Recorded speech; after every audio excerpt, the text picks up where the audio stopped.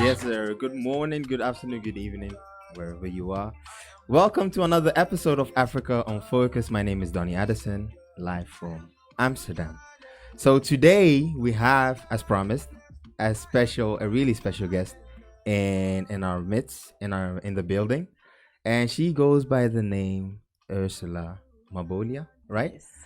All right. So what's the topic for today? Today we'll be talking about I don't really like the term daddy issues, so perhaps she could explain to me what that really means and if there's any depth to it. But she has a new book out, which is called Grieving Daughters, and we'll hear everything about that and as well as everything about her, because I haven't heard from her until this interview.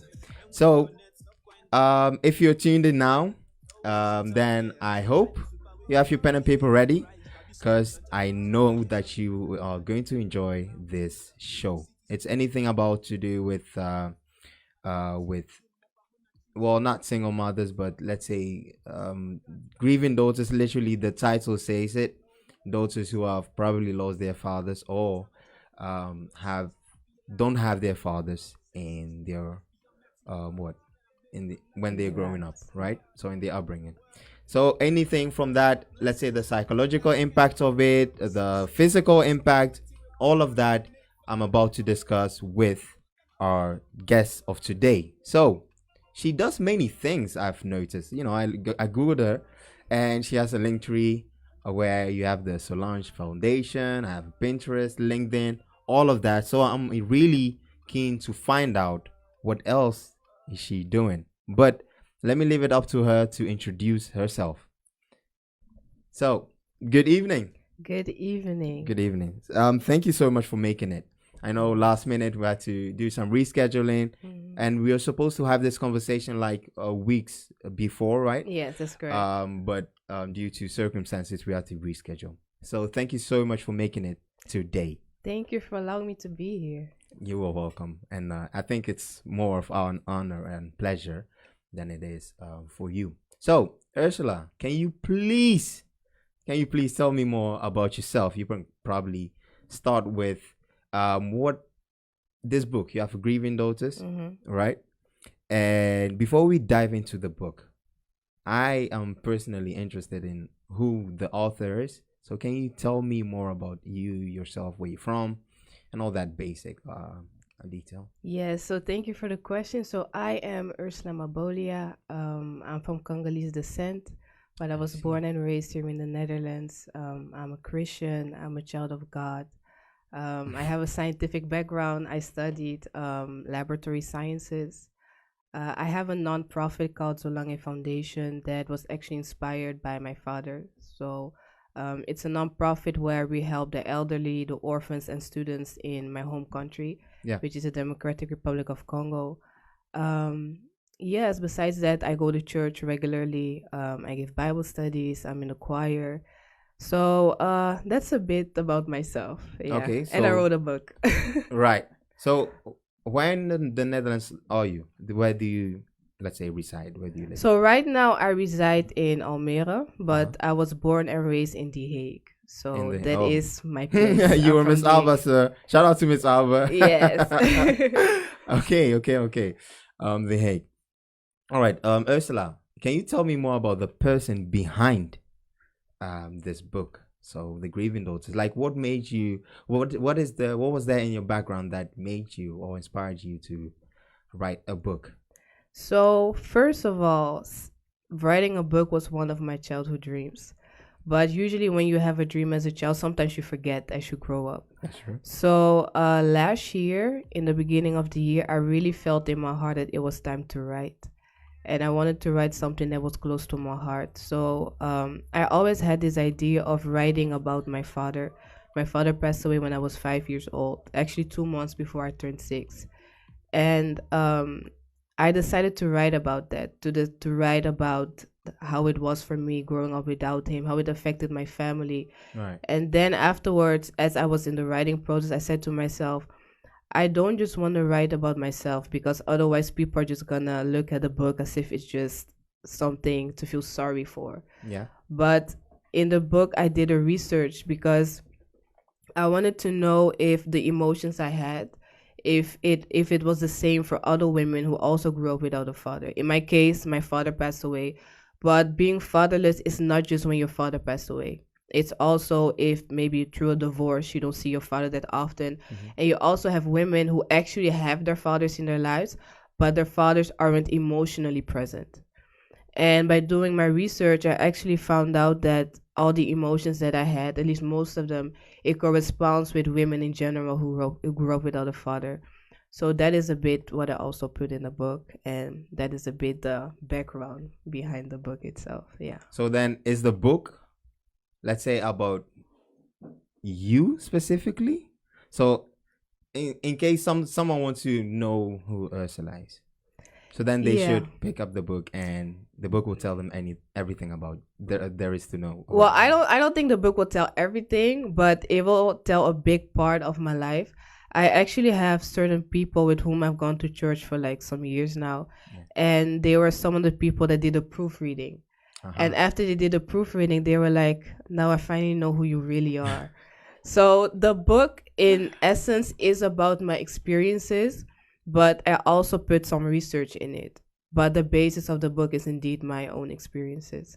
Yeah, and you basically saying your experiences are not um only yours. This is an experience many other women in your position have probably they share the same Yeah, so sentiments when it or comes to experience, of course, everybody has their own story. So everybody has their own experience. But what I can say is similar is the emotions attached to it. So, okay. for example, one of the things that I really had is I felt this extreme emptiness. I grew up feeling Wait, constant. that's in the book? Um, like in the, yeah, in essence, it's And in then the book. okay, In we'll get to okay, that. okay, We'll get to that in a minute. Okay. Because before you touch on that, so that's where we dive into the book. okay. But I do know that, um, like for you, Mm-hmm. starting to write a book, like what made you be like? Because you said it's always been a dream of yours, Yeah. but that dream has to had come from somewhere. Mm-hmm. And to write a book, why write it about yourself, or why not pick a subject which is out there and then do research on that and actually publish a book on based on on that research that you've done? Why start with you and yourself? That's a really good question. I think because I wanted to write something that was personal. Mm. As I said, one of the reason that I had the dream to write a book is because as a child I read a lot. And I read a lot of novels. So actually my primary dream was to write novels. That was my primary dream, and hopefully one day I will still be able to do it. But I just really got the inspiration to write about this. I think maybe God led me, but it was really something that was really on my heart. Mm-hmm. And as I was just busy writing, and when I decided to do the research and I started to talk to other women, I started to get a lot of feedback about this is really an important subject. Oh wow. I'm so happy that you're talking about this. So I think it is a subject that needs to be discussed, especially in this generation. There are a lot of single mothers. This is really a generation that has a lot of single mothers. So yeah. Yeah. Okay. And how is your healing process going? How is my healing process going? Was there Um, even a healing process? the thing was, when I was in my healing process, I didn't know that I was in a healing process. Yeah, Okay, wait. I didn't know that. I actually, when I started writing, is when at that moment I realized that I'm okay. So I didn't really know that I was per se going through a process. I think a part of my process was the fact that I found my peace in God. So I've always been very active in church. And with that, I was able to find my healing process. So yeah. Okay, so because I asked, is this writing the book, was it part of your process? As in, if other people who might be in your situation, Mm-hmm. maybe it could help them with, Mm-hmm. writing a book could help them heal from whatever thing they have as a grieving daughter. So this wasn't part of yours, as in you became conscious of a process Yes. after the process, which is Yes. really interesting. So when I started writing, I didn't necessarily write as a way to get healing. I didn't know that. I just remembered right now, when I was younger, when I was like 14, 15, what I did a lot is I would write poems sometimes about my Okay. dad and stuff like that. But I do advise people, not just if you are a father's daughter, but just if you go in any types of pain, I do advise to write. Because for me, as I was writing, when you, for example, one of the things I wrote about the day that I heard about my father's passing, like when you are writing, you literally go back Yeah. to that moment. So you refeel those images, like you feel them again. And sometimes people are scared to feel those emotions, but I believe that to heal, you need to feel that. And like, I don't know if you want me to explain the title later, but I'll just touch a little bit on it, because it's Yeah. about healing in a Yeah. sense. Is that um what I had to learn is that healing doesn't mean that you won't miss your father. Healing also doesn't mean that you will not stop loving him. So um healing basically means that the pain that you feel, like for example, for me, the pain that I still have is on Father's Day, is a pain that I feel it isn't a crutch anymore. Okay. That is the healing.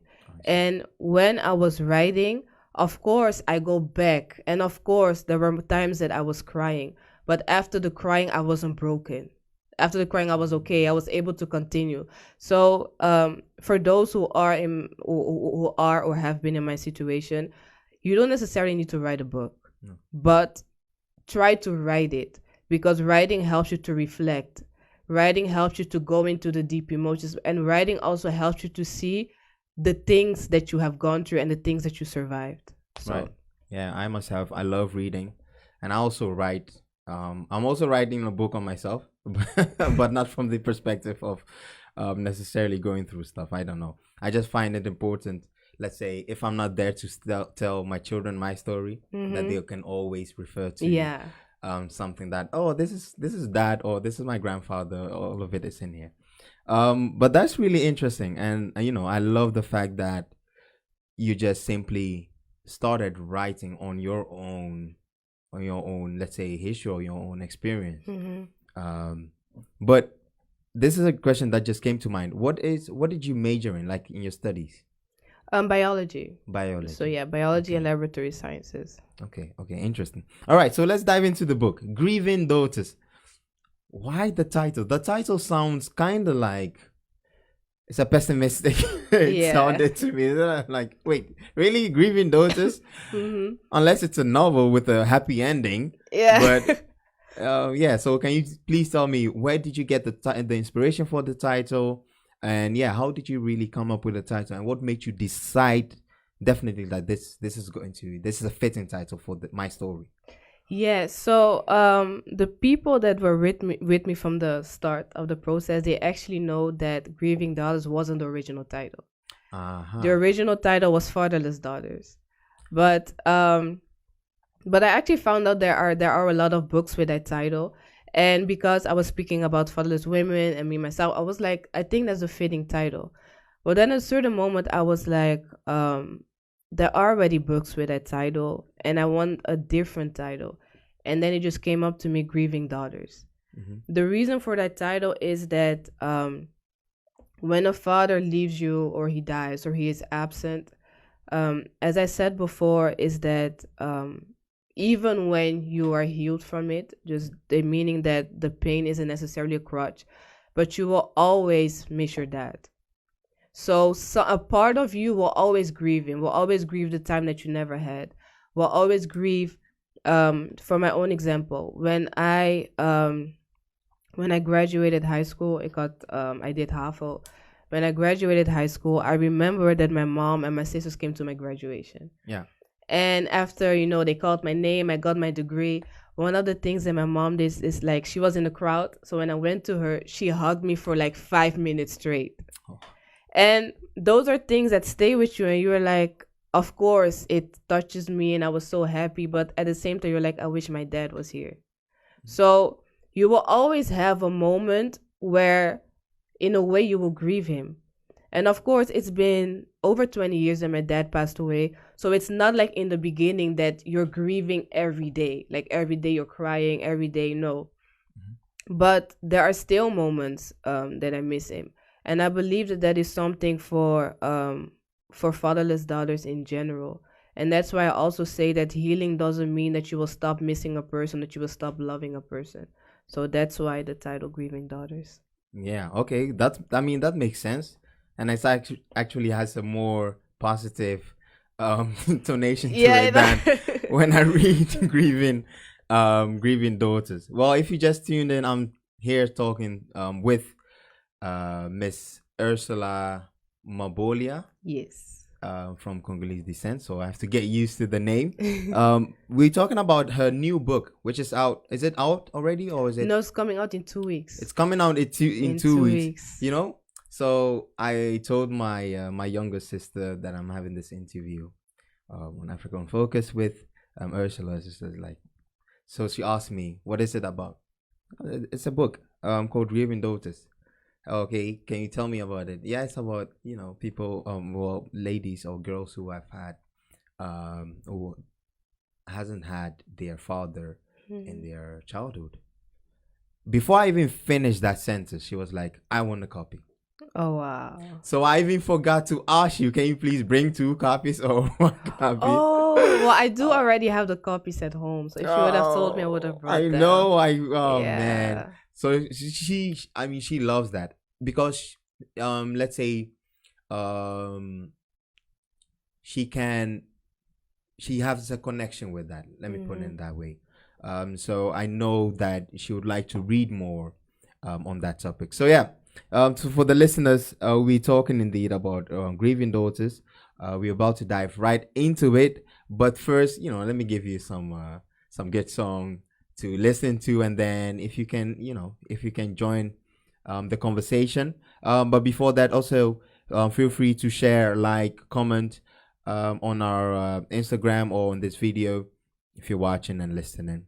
We'll be right back in a minute. Radio station here in the West, and today we have a guest. With us.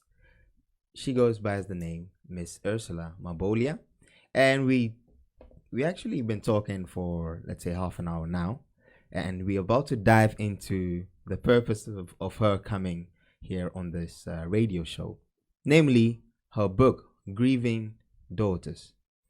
So Ursula, you already told us where the title is from. You already gave us, you know, your background, your history, and what made you want to write this book.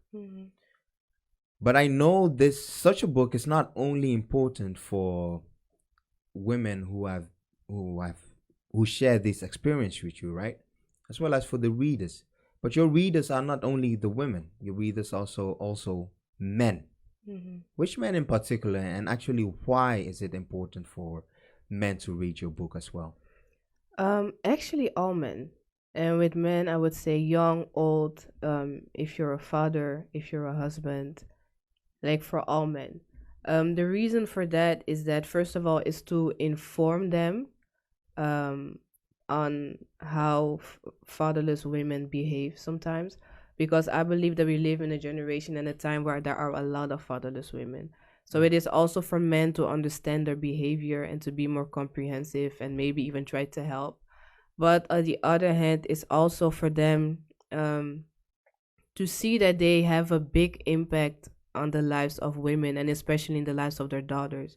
So hopefully if a man reads the book and he happens to have a pregnant girlfriend or he happens to have a little daughter that he isn't really present in his life, that he will click and be like, no, I don't want my daughter to have this level of pain. So I'm going to be present. Right. And also, so then the purpose of this book really is to educate fathers, educate fellow women. What would you like them to take from this book, or what is the purpose? What is the essence of this book? So it goes both ways. So for the women who are dealing with this, the essence is that there is light at the end of the tunnel. Is for them to know that at the end of things is going to be okay, and also for them to um, pinpoint certain issues. So, for example, one of the things that I had, for example, is a low self-esteem that I had growing up, but I never knew that it was attached to the fact that I didn't grow up without a father. So it's also for them to be like, oh, so this emotion that I have is linked to this. So when you can know the root of something, you can get healed from it. And for the men, wait, I think I lost myself as I was speaking. I was like, yeah, sorry, I'm an introvert, so I talk and at the same time I'm thinking. Oh, so sorry. So as I said, for the men, the purpose of the book is indeed to inform them, to inform of their importance, to inform that they have a great responsibility in society. I think that a lot of men, especially when you're younger, you do not realize that you are the first face of a man that your daughter will see. Right. So if you are, I even like in my research, I even found out that if you grow up with a loving father, because men marry their mothers, and the daughters they marry their fathers. Is that true? I think in the big part it's true. Of course there are exceptions, but I think like for like In general. 90% is true, because they even say Wow. that when you have like a loving father, you will try to look for that in your future partner. But course. if you didn't grow up with a father, or you didn't really have that emotional connection, you will try to seek that attention from men, and then usually you fall in the hands of the wrong men. And of course there are exceptions, but a lot of fatherless women, they are prey to pimps. They are prey to Let's get right into that. So Yeah. what is, for instance, you're already touching on that. What is there in the book, right? Which is particularly in the case of one who hasn't grown up with a father. Like, what are the symptoms? What does she do? How does she feel about it? And how do they go about it? Like, to give a clear understanding of, all right, so using your case, all right, so you were born, you lost your father, and this is what you felt. You felt low esteem, and this is how it showed, and this is how you did it, and this is how you, Yeah. right? Can you give me one of those examples to see if I can recognize some people of whom I think, Yeah, hey, so I recognize this. there are different effects. Like we just touched, for example, on relationships. So you will see that a fatherless daughter will sooner, from a younger age, you will be looking for men. There are of course two categories. There are those that are very prone to seek for men early because they want a certain love and affection and attention. But there are also other people who fall a bit under my category, who have a certain fear of men. So I don't think I didn't really write about it in my book per se, but one of the things that I really had is that when I to be honest, I think I still have it sometimes, is that when I'm walking on the street and I see a group of men, something in me panics.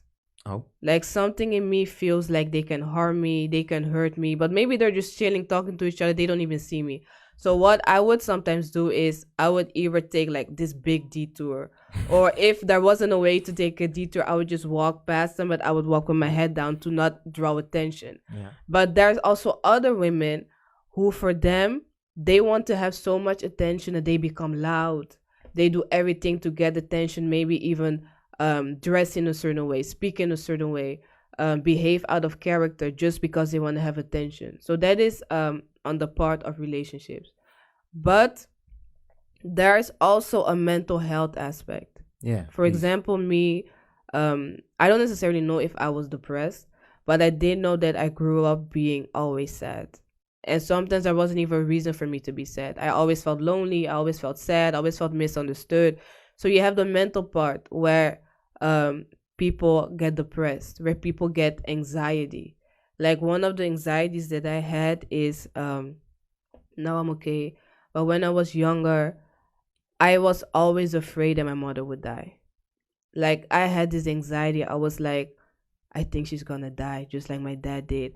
So when I was younger, people would always think that I was close to my mom because I'm the youngest. So people would think that I was close to my mom because I'm the youngest. But actually, what I would always do, I always wanted to sleep in my mother's bed and stuff like that. And people would think, oh, she's the youngest, so she's just being a baby. But for me, it was a way to protect my mother. Oh wow. So one of the things that I did is that when my mom was sleeping, I would wake up and then I would put my ear on her chest to make sure that her heart was beating. So those were like the stuff that I did because I had terrible anxiety about that. And then you have also physical aspect is like eating disorders. Some become anorexic, others become obese. So it's not just only in the relationships. There are different aspects that can affect a person. Mm-hmm. So So, there are of course lots of topics, lots of let's say lots of details you can make with just this subject, right? It's so big. You can like go the mental health side. You can also go the behavioral psychology side of it. There's this whole lots of different aspects. What is the aspect that you focus on the most in this book? the aspect that I focused on the most was the emotional part because for example, for me, I spoke a lot of my thought process and my emotions, and as you said, it is a very wide subject.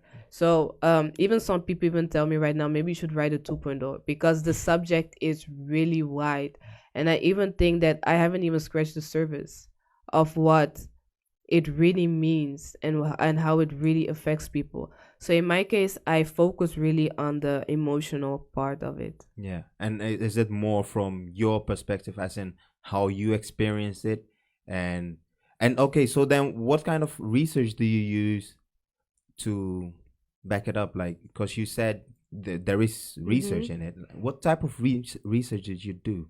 So one of the research was Google. That's one of the research. The second research is that I actually interviewed women. So I interviewed some women that I knew personally. So I just asked them, what is your testimony? Like, what was your experience with growing up without a father? And then I also made a questionnaire, which about 100 women filled in. So what I basically did is I sent it around in groups I know on Facebook. So there are women that filled in that I don't even know. So women in Canada, in the US, certain countries in Europe, in Holland. So women of different backgrounds, different ethnicities. So that is also the way that I got my data. Basically, Can we get to some of your findings? some of the findings. Let's say from the questionnaires. Yeah, wait, let me see. Um, one of the findings is that, if I remember it correctly, but of the 100 women, most of them lost their fathers between the ages of 0 to 5 or 0 to 6. So a bit around my age at the time. So I remember that to me was like, wow, that is kind of special. Yeah. That a lot of the women that filled it in, they lost it um in really the early stages of their lives. Um like there were some questions that I had. Wait, let me think. Um yeah, there were different questions. Like one of the questions I asked is, oh yes. So one of the questions I asked was, are you still in contact with your father's family? That is one of the questions I asked because I'm not going to really talk about it, but it's something I also wrote about in my book about my contact with my father's family, and I actually found out, which to me was shocking, is that just like me, a lot of women that are fatherless, they don't really have a contact with their father's family, and I'm not sure why that is, because I think family is family, but for some kind of reason, when your father vanishes, the contact with his family also vanishes. I don't know. So those were some of the findings that were really shocking to Hmm. me. Well, I mean, I would think that because you lose your father at such a young age, Mm-hmm. you basically, let's say, grow estranged from that side of the family, because it's like Mm, you stay on your mom's end, and unless your mom has a relationship with her family mm-hmm. herself, then you probably will go back. But if she herself didn't have a close relationship with the family Mm-hmm. outside of her partner, then definitely there, that relationship, you are not going to grow up around um, those Yeah, people. yeah. I believe that is true in a sense. I believe that is true in a sense, but I also believe, for example, in my case, I was young, Yeah. so I believe that in a certain sense, the father's family do have to reach out, and they do have to. So, but now that I am older, I have reached out to them, and I'm building a relationship with them, and to be on. Oh yeah, that was a question that you asked in the beginning, but I forgot about the healing process. That to me also helped in my healing Okay. process, because your father basically forms your identity. So because I didn't grow up with my father's family or with my dad, there was a certain part of me that was missing, and I felt that I didn't really find myself. And also I look like my dad. Mm. Like Oh, I that's Yeah, funny. so I look like my dad. So in the book I actually also talk about the how I reconnected with my father's family, and when I saw them again after like 15 years. And in the book I am actually, like, I'm gonna give a little disclaimer. So in the book I'm talking to my So, uncle, yeah. but I am the type of person I can talk to you, but at the same time I'm thinking. And so in the book I'm explaining how I'm talking with my uncle, but as I'm talking to him I realized that we have the same facial features. Ah, And to me it was like I found a almost piece of scary. myself. Ah, To me it was like like in and your uncle. yes, but in Wow. like also my aunties and my cousins, it was like I found a piece of my dad in them, and it gave me peace. And when I saw them, it was like I found myself.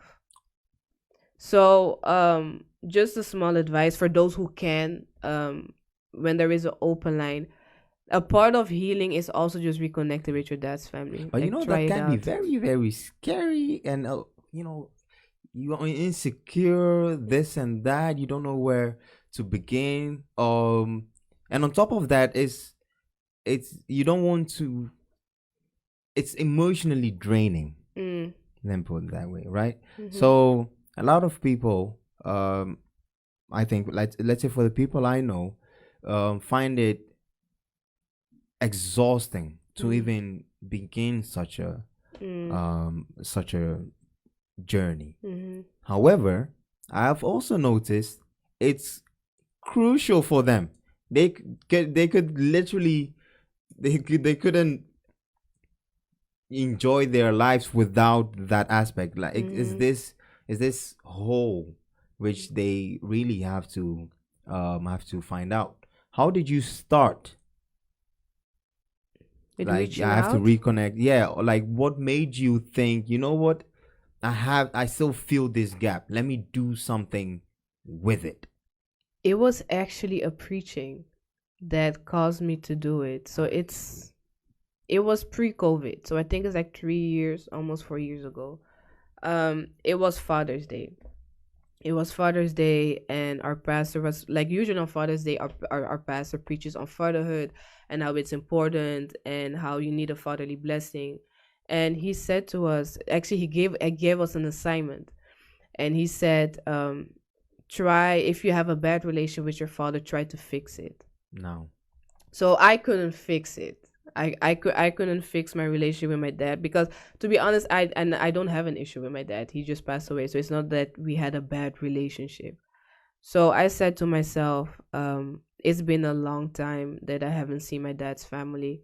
How about I just gave myself the assignment to reconnect with them. So, Facebook, everybody's Yeah. connected. Thank God for So, Facebook. yeah, so I wrote a message to one of my family members and they were excited. They was like, yeah, of course you can come. Like, we can see each other. Are they in Congo or also? No, they are here in Europe, but Okay. I will not name the country. They're in a different country. Okay. And I think when the person said yes, maybe max 2 weeks later, I took the bus. I went there, and so I actually stayed at the house of one of my cousins, and most of my dad's family live in the country. We are like the only one that lives here in Holland. So I went there, and then out of the blue, like a lot of them came to visit me, and I remember it did me so well. Like I felt peace and I felt joy. And I'm gonna say something about it that I wrote is that at a certain moment I was talking to my uncle because he came to visit me at my cousin's house. And at a certain moment after talking, I excused myself. So you have the living room downstairs and the rooms are upstairs. So I walked up the stairs, and as I was walking, I heard my uncle talking to my cousin. So I stopped walking. So I stopped walking and I listened, and my uncle said, "Seeing her did me well." Oh. And when he said that, it really touched me, and I thought to myself, seeing them did me well too. So after that, when I came back to Holland, even my pastor said it. He said like, Ursa, you're normal now. I think like really like it really helped you to go, and it did. Like it gave me so much joy, so much peace. And of course, when you're not in contact with people for such a long time, it's not that overnight you're gonna start talking every day, no. But the door has been opened. So that contact, that first step has been made. And for those who are like, yeah, but they should reach out, yeah. But the thing is, I did it for myself. Because if I hadn't taken the step, they wouldn't have done it. And I think a part of it is also because of shame. Because right now I'm a grown woman and they left me when I was like a child. So I think somewhere is also a part of is also shame that they weren't there for us. But especially if you're a Christian, even if you're not, try to bridge the gap and be the bigger person in this case. Yeah, because it will definitely make you feel better. All right. Yes. How about this? Because as you talking, I'm also I'm also thinking while listening to you and also talking back with you. For people who, let's say, for those who reconnect, or let's try to reconnect with their father's family, some even don't get the chance to reconnect. Like some don't know who their father is, but you still have this hole. Is it? Do you have anything like an advice, or like, do you recognize that feeling? Because you had Facebook to like, oh, I know his last name, I know this and that. Oh, I've asked my mom, and my mom gave me that name. That's his sister, so I could look her up.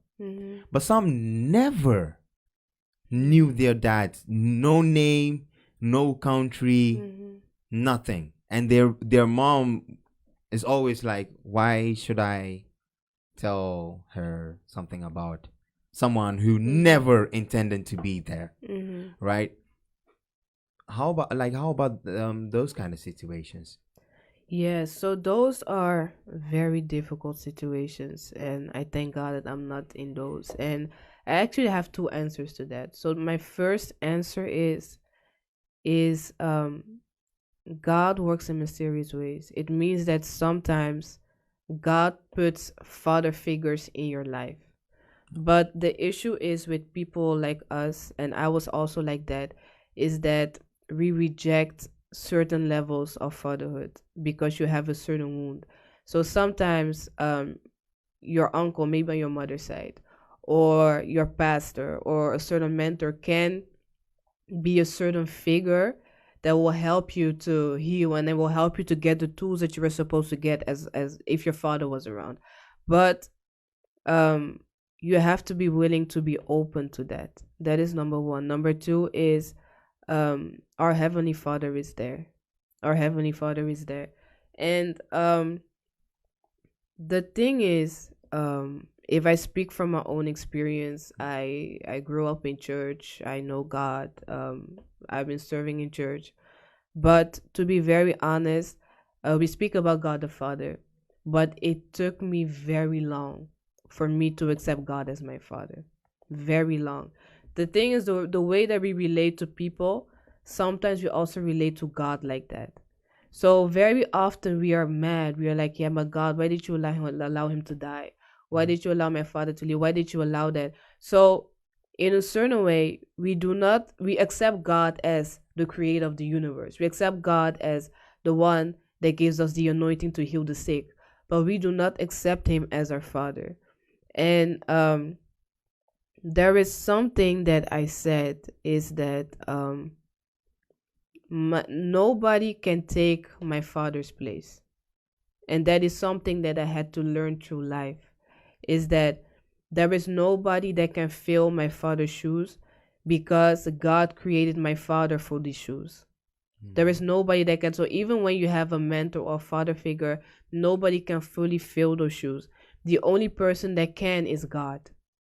Okay. So that's why, if you are a believer and you haven't seen God as your father yet, open that part of yourself. If you aren't a believer, Jesus Christ is there for everybody. So that is really my advice that I can give, is first of all, just open your heart and be open to it. Okay. Really, really, thank you for that answer. And if I just to let's say, just to push back on the part that there's no one who could fill your father's shoes, yeah. When you say that to yourself, are you making it more difficult to accept or to be open to other levels of father figures? Or are you, because it sounds like you have to open yourself up, so you can deal with, also you can heal the absence of your father. But at the same time, saying that no one can fill your father's shoes is actually saying anyone can try, but no one is going to fulfill, unless, of course, God. But for those who do not know God necessarily, or don't have the chance to know Jesus because they're, let's say, from another religion or whatnot, that will mean that, so there's actually no way out. Yeah, I understand what you mean. Yeah. When I say that, it is actually, there was, as I'm talking, that is how I remember things. It was actually that moment when I could say, because you asked about my healing process, and my healing process began. What I mean with that is, I had this hole in my heart. There was this certain level of love and of affection and of attention that I craved for. And the thing is, it's not that my mom didn't give me love or affection or any of those things, but I just missed something. And I would look for that attention from friends. You can sometimes even look from that attention from your leaders in church, or just from people around you. But the thing is, that level of love, it's only parents that can have that for their children. That thing of, even if you mess up, I will never give up on you. That thing of, I will wake up in the middle of the night when you have a fever. That is the level of love that only parents can give. And for me, I was tired of getting disappointed. I was tired of expecting a certain level of commitment, a certain level of love, a certain level of affection, and I wasn't getting it. And after just being disappointed for the millionth time, I just came to that point. I was like, but these people, they are human. It's not that they don't love me, but they cannot love me in the way that I want to be loved, because they are not supposed to love me in that way. I understand. And that's why I said there is nobody that can fill my father's shoes. So that's in that way that I said it. And for me, when that realization came, for me, it was the moment that I started to heal, because it is at that moment that I was like, my pain is not gonna be a crush anymore. Like I'm gonna keep going. Like I'm gonna be okay. Yeah. So Yeah. I'm really enjoying this conversation. Yeah, me too. Yeah, I mean that moment, like when you explained it, I was like, I understand. I can really let's say feel the epiphany that comes with such realization, right? Which is great, which is good. Man, these listeners are going to enjoy this episode. I know that for a fact. All right, so back to the book. Mhm. For fathers, for men, because honestly, for men, unless you have daughters, unless you're married, unless you take time to study a woman, Mhm. there are so many things you just do not understand, right? So this book is, let's say, part of its purpose is to educate, to Mhm. inform men, husbands, brothers.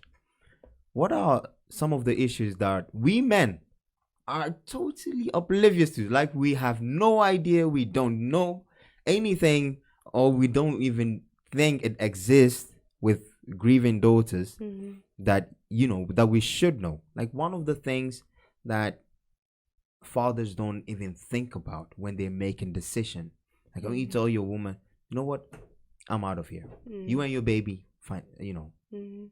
it's all on you, and it's because you are not allowing me to be with my child. Mhm. So they simply leave. In their mind, they're going through certain emotions, certain decisions, but there's always this one thing that they just overlook, simply Mhm. because they're not women. Mhm. So yeah, what is one of those things, if you can Um, elaborate on that? One of the things is, as I said before, is that women need men or their fathers to develop an identity. I don't know. I don't know why God made us this way, but for example, your mother can tell you, "You look so beautiful today," and it's like, okay. But when your dad says it, it's like, "Oh my God, he said that I'm beautiful." So that's why you will also see that sometimes women, they will run after men because they never had that validation. They never had your dad telling you you're beautiful, you're enough, you are loved. Or as I said, being fatherless is not just when your father just wasn't there. Sometimes it's also when your father is there, but he's emotionally not connected. You can come home from school and you're like, dad, this and this happened. He's like, oh, okay. He's like, dad, ik heb een 10 gehaald. And he's like, okay. Like, he doesn't really, like, you don't really have that bond. You don't really have that security. So, a father gives you a certain level of identity. So if your father told you you're beautiful, if a man outside says you're beautiful, it's not gonna shake you. Mm. Or even if a man says you're ugly, it's like, yeah, but my dad said I'm beautiful.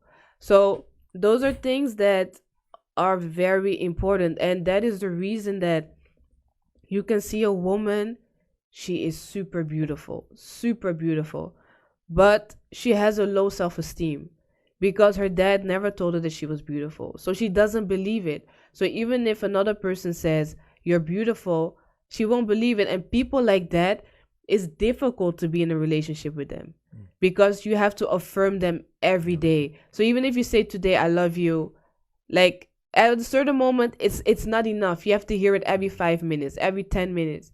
So that's you're needed. That's you're needed. Yeah, yeah. So to form an let's say identity, honestly, it is one thing that I don't think we men or we fathers, husband, we even think of. Hmm. Like, we under let's say even educated men, right? We understand that it takes to both sides to, let's say, form an identity of a child, Hmm. basically. However, I think we overlook the the importance of just that, that be around and be emotionally Hmm. present, Hmm. um because it's really necessary.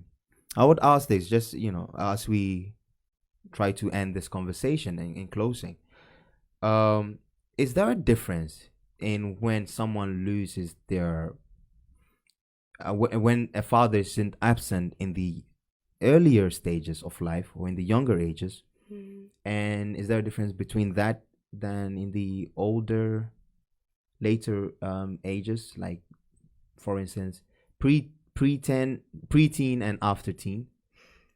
Um, I would say yes.